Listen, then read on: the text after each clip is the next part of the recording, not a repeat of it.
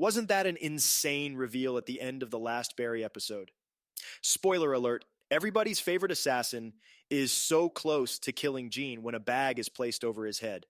After that, Barry wakes up shaven and with longer hair, and his captor is revealed to be the man, the myth, the legend, Jim Moss. Now it makes sense why Hader didn't really care what happened to Moss before the time skip, and he said that he always planned for Moss to capture him. Hader said that, and I quote, "That was always kind of a thing from the beginning." So in episode 3, when he goes, "Hey, would you like to go to my garage?" And Lon goes to the garage, and he comes out speaking German, and you're just like, what does Jim Moss do to people? And that was always a setup to us knowing that at some point, Barry is going to end up in the garage.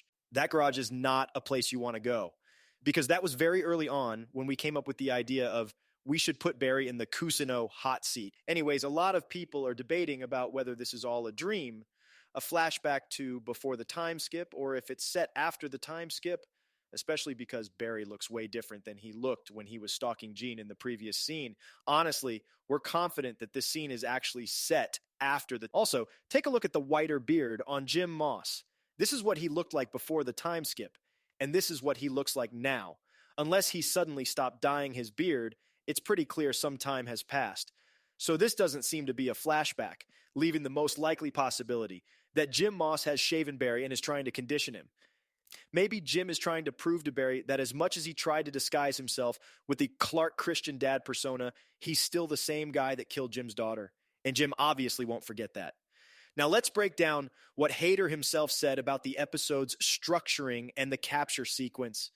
He said, and I quote, "Of all the ideas to have or places to go, that was definitely one that we all wanted to see, was at some point Jim Moss captures Barry. The hardest scene to write and edit in that entire episode was Barry out in the car and Cousineau and his son inside.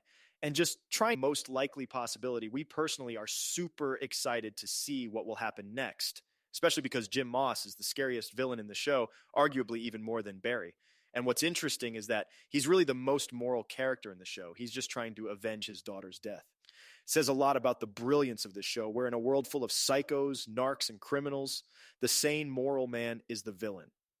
Anyways, what do you guys think Jim Moss will do to Barry? And do you think he'll get away? Let us know in the comments, and until next time.